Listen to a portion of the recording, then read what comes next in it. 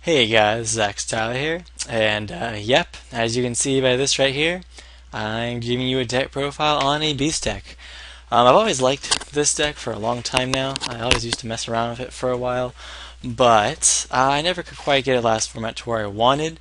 And I'm trying to do it this format, and I'll go over it real quick and tell you guys some things about it. And my really hope for this deck would be to get to the point where I could actually play it in like locals and do like well with it and win, because I just love how it plays. I don't know, something about it just makes me love it. So you guys can add to the conversation, tell me what you guys think, suggestions or criticisms you have about it, and I'll get right into it. So first of all, 3 Chain Dog, the pretty much the MVP of the deck.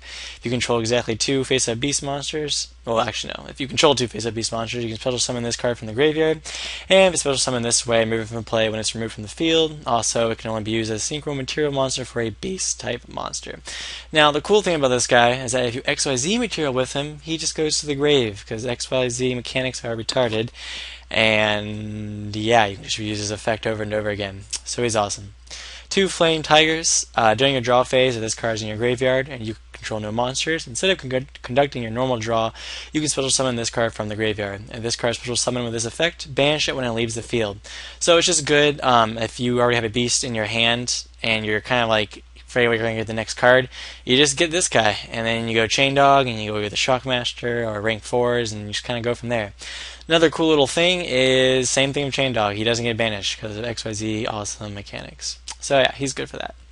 And then you got 3 Scrap Beasts. Yeah, the Scrap Engine. 3 Scrap Beasts and 3 Scrap Chimera. Scrap Beast is a tuner. Besides that, don't really care.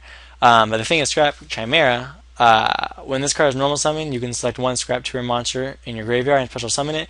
It can only be used with a synchro summon of a Scrap monster. Good for several reasons. 1, you get him in the grave. You get him, and you have 2 beasts, so you can activate Chain Dog right off. 2, you can XYZ with them for whatever. I'll go into XYZs in a second. And then 3, you go into Scrap Dragon. You go boom, boom, Scrap Dragon. And then the Scrap Dragon leaves the field. You can even get one of them back just for that extra beast to activate Chain Dog again. So that's kind of dumb, and I really like that engine. Next, 3 Flame Veil Fire Dogs. He's a 1900 beater. He's a beast, so it complements Chain Dog and Horror of the Phantom Beast. And he gets out Flame Veil Tiger, or Flame Tiger, whenever he destroys a monster by battle. So that's always nice. Then you have the Nordic engine. Some people go for skill drain engine. Some people I've seen use TGs. I love the Nordic engine, and actually the whole deck really revolves around this engine.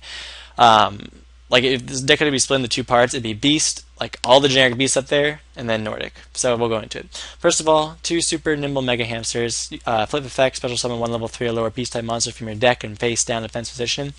That card is purely to get out Tangier, the Nordic Beast. Monster destroyed by battle. Special summon this card in defense. I think it just says special summon this card. And then during your turn, if the defense position card is changed to attack position, special summon 1 Nordic Beast monster from your deck except itself. So what you do is monster destroyed by battle or super nimble mega hamster. Activate, special summon this guy. Next turn, flip him to attack. Special summon Gold Fax of the Nordic Beast. The Beast is a tuner, and you go for 7s, which means I'll go into it afterwards. Pretty much what you do with the deck. But yeah, you go for 7s, and they're also 2 beasts. So pretty much all you have to do is go Tangier, 2 attack, Gold Fax, and then you got your Iron Chain Dog or your whatever, your Chain Dog all set up. Next, 2 Glyphir, the Fetters of Fenrir. Pretty much the only reason I run this card is to get him, because he is like a huge part of the deck, and that's why I have 7 targets for him. 2 Super Nimbles, 3 of him, and 2 Glyphir, whatever it's called. Really good. 3 Horn of the Phantom Beast, because every single card in this deck, including most of your Synchro monsters, are beasts. And it's just good for draw power, good for keeping your guys alive, really good for Flame Veil Fire Dog, and other things. And then you have a little bit of control with the back row, 2 Torrentials, a Solemn Warning, and a Judgment. 3 Lances. This card's just retarded. I don't know why I wouldn't run 2 Lances in every deck I build forever, from now on till the end of time, because I love this card. It not only keeps your beast alive, kind of what Horn of the Phantom Beast does, it also spots spells and traps like Bottomless and Dark Hole from interrupting your other shit. Another thing too, you can Torrential and then chain this guy to one of your cards, and then you won't be killed by Torrential. Just a little thing. And yeah, and then 2 pot dualities because you kind of set a lot and normal summon a lot, so it's not that bad. And then Reborn, Reborn, Heavy Dark Hole, and then a Book just for shits and giggles. So I'm going to go into what you do with the deck. Okay, this deck revolves around a big part of it. It's Iron Chain Dog, the Scrap Engine, and then this guy. What you're really trying to do is you're trying to get this guy out as fast as possible, hence the 7 targets to get him out.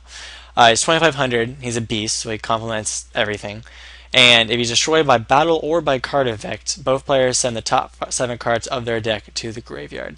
Now, this is good for a lot of reasons. For one, usually, not always, but usually, milling 7 cards in your opponent's deck isn't going to be the great of a thing, especially if they get a really bad mill and you mill their power cards. For two, all these cards on the top here, I even organized it this way, you want them to be milled. So you have 1, 2, 3, 4, 5, 6, 7, 8. That's 8 out of 40. So that's a 1 in 5 chance that you're going to get a card you want milled. With him being 7, most likely you're going to get at least 1, maybe even 2 of these cards milled. And the reason you want them milled is you want this guy milled so he can get him. You want this guy milled, it's self-explanatory. And you want this guy milled so you can use his effect again, also self-explanatory. So that's really awesome.